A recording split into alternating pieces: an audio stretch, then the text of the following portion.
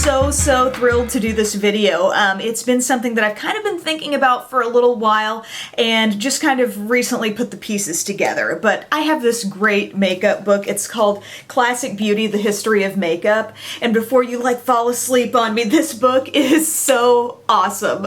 It's really cool if you're just makeup obsessed to look back at the origins of where everything started. You know, why are we doing what we're doing with a mascara wand or an eyelash curler? And they kind of show you the introduction of some really iconic makeup products. I mean iconic in that for decades they have been sold in the stores, and that's really saying something for makeup because, as we all know, you know, stuff gets discontinued and changed all the time. And so looking at those old ads and everything really inspired me to do this video and talk about some of those iconic drugstore makeup products that have been around for so long and that we still see in the drugstores today. It's those things that are without a doubt fixtures of the brands that they belong to. So I've picked out some. If you've got more ideas of iconic drugstore makeup, definitely leave it below in the comments section. Maybe we can roll on with a part 2 of this. And as we go along, if I found some cool old ads and stuff from this book or elsewhere online, I'll insert those. I just think that's so cool. First product I want to talk about is Revlon Colorstay, and kind of this whole line, the whole Colorstay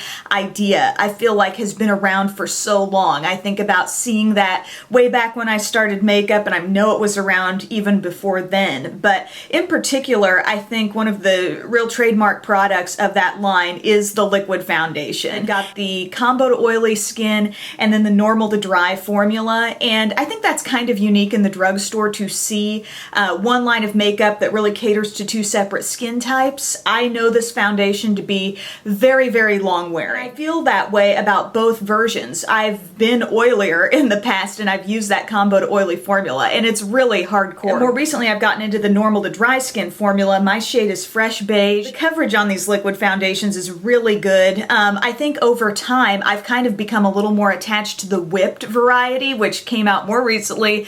Not really an icon yet, you know, it hasn't been around that long, but I love the finish of that, the staying power, the blendability. I feel like it almost gives a little more natural finish on the skin, whereas the regular Colorstay liquids are very matte. But I think without a doubt, Colorstay is an iconic part of the drugstore. Another drugstore icon I think has got to be the CoverGirl Clean line, specifically the pressed powder. I remember when I was in like 8th grade and this was the kind of powder every girl was carrying around in their makeup bags and backpacks, and it has a scent that if you've ever smelled this, you know exactly what I'm talking about.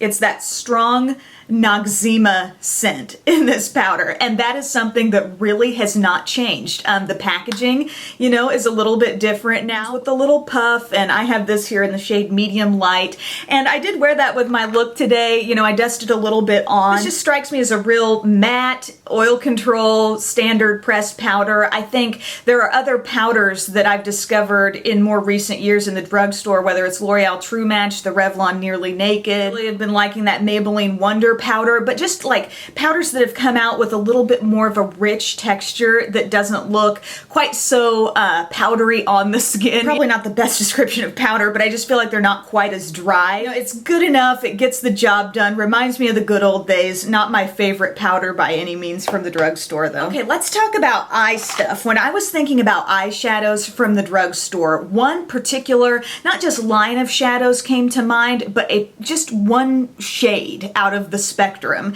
and it's the CoverGirl Shimmering Sands trio. I think this has got to be one of the first eyeshadow palettes of any sort that I ever had, but I don't think it's just me, you know. I think across the board so many people have become attached to this trio for how basic it is. I did buy it more recently in this newer packaging that they've come out with because I have suspected that maybe some things have changed quality-wise with the CoverGirl shadows. I think with some of the newer shades that have come out, I've noticed a difference. But with this one, I've compared the swatches and how it goes on my eyes to one that I've had longer. This one I feel like it really has has kept that same formula.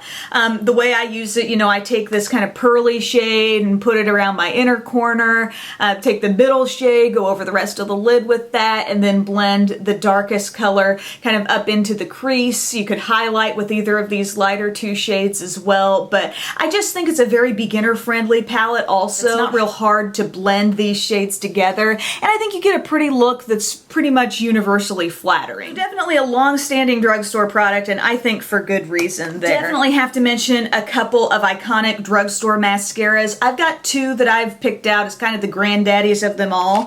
One of them is the original L'Oreal Voluminous. The Voluminous Original really has the kind of brush that I really prefer with a lot of mascaras. I love that it's just traditional bristles, not spaced out too much. I feel like I do get some good separation and a lot of thickness. When I think of Voluminous, I think of getting thicker black lashes. I don't get a ton of length with this mascara. Another thing that it doesn't do for me is hold my curl very well. After a couple of coats, I feel like it does build on itself nicely, but it's still not my favorite drugstore mascara, but you can't deny that this is one of the most iconic products that L'Oreal has in its line. Another iconic mascara that has just never really agreed with my lashes is, you know what it is. All you gotta do is see those two colors together and you know this is Maybelline Great Lash. It's been around for so long. I remember my mom having this tube, and even as a child, you know, recognizing that this was her mascara. It's launched all the way back in 1971. So think about all the decades that women have been walking past this product in their drugstores. I mean, whether you like this mascara or not, it's definitely had longevity in an industry where I feel like everything is constantly changing. And check out the brush on this mascara. Doesn't it look teeny tiny compared to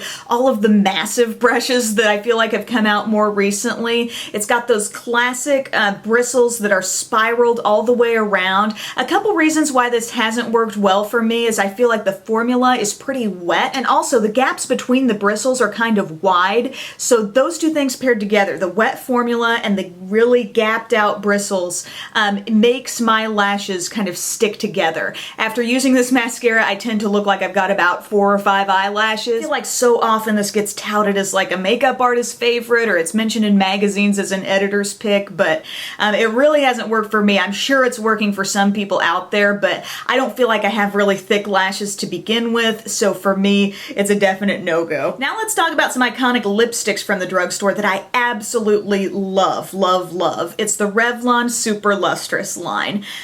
There's something about this packaging, guys. I think everybody needs to have at least one of these in their collection. I mean, how cool do you feel when you twist up that gold tube and apply your lipstick? You know, it's so girly, it's so classic. It's like Revlon Super Lustrous lipstick has been around for so long, and in particular, I think there are certain shades that have really gotten super popular over the years and are still there today. The one I'm wearing today and holding up here is Cherries in the Snow. You know, that is an iconic shade in makeup. Such a beautiful reddish berry type color, and as you see it go on, I mean, it's just as full color as any, you know, brand new thing that's come out touting how colorful it is. But this has been in the drugstore forever, and I think so many people maybe overlook it for newer things, but this line of lipstick is awesome. It almost got mentioned in my 4 or more tag because I do have so many of them in my collection. Finally, I must mention the Lip Smacker.